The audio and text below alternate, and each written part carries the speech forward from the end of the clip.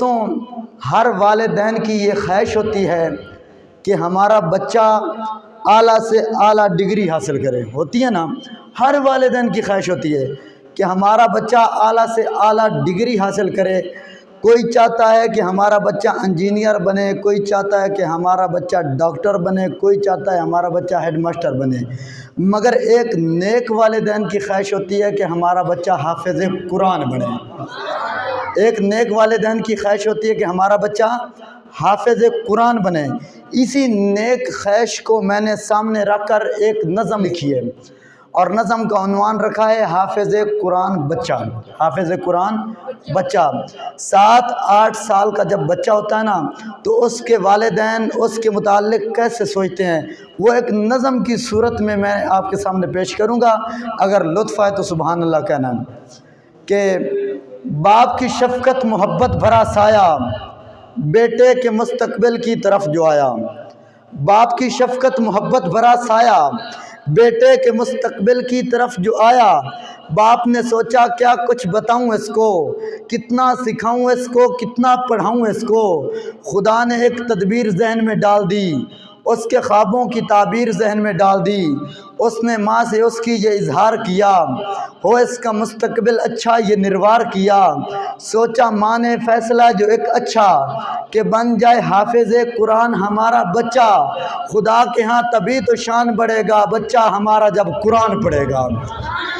خدا کے ہاں تبھی تو شان بڑھے گا بچہ ہمارا جب قرآن پڑھے گا۔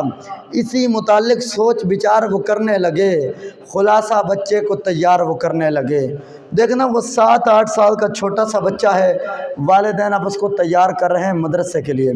اسی متعلق سوچ بچار وہ کرنے لگے، خلاصہ بچے کو تیار وہ کرنے لگے۔ وہ ننھا سا پھول اکیلے میں کھلنے لگا، پھر لگ کے گلے وہ سب کے ملنے لگا، پھر لگ کے گلے وہ سب کے ملنے لگا۔ جب ماں کے گلے لگا تو رونے لگا، جب ماں کے گلے لگا تو رونے لگا۔ وہ گرتے آنسوؤں کی تسبیح پر رونے لگا، وہ گرتے آنسوؤں کی تسبیح پر رونے لگا۔ عظیم ماں محبت کا اظہار کرنے لگی، سلا کر گود میں پھر وہ پیار کرنے لگی۔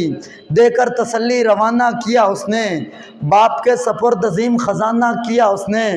جدائی کا ایک منظر تھا جو سہنے لگے، بے ساختہ آنکھوں سے آنسو بہنے لگے۔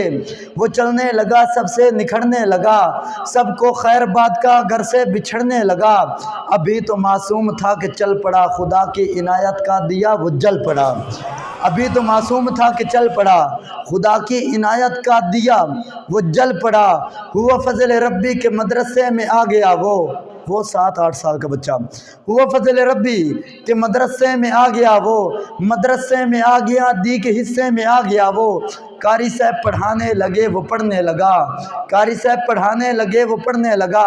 خود ہی اٹھ بیٹھ خود ہی وہ سنورنے لگا، روکھی سوکھی کھا کر گزارا کرتا رہا، روکھی سوکھی کھا کر گزارا کرتا رہا۔ حق و باطل کا وہ نتارا کرتا رہا، اور گھر کی رونق سے دور، شعر سننا ہے، گھر کی رونق سے دور تنہائی پہ سونے لگا، گھر کی رونق سے دور تنہائی پہ سونے لگا۔ وہ ماں کے بازو پہ سونے والا چٹائی پہ سونے لگا، گھر کی رونق سے دور تنہائی پہ سونے لگا۔ وہ ماں کے بازو پہ سونے والا، وہ ماں کے بازو پہ سونے والا چٹائی پہ سونے لگا۔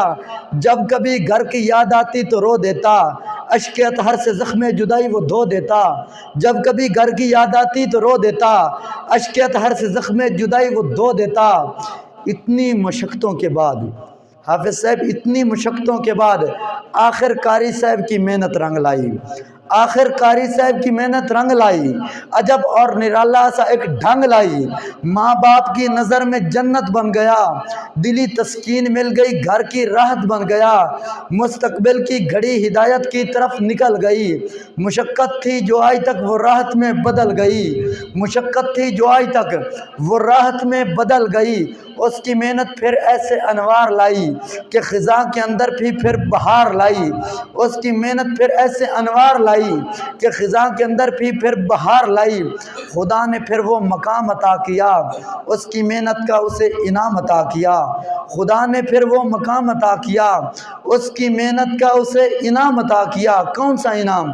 کہ دین کی سلطنت کا سلطان بن گیا، سبحان اللہ، وہ بچہ حافظ قرآن بن گیا،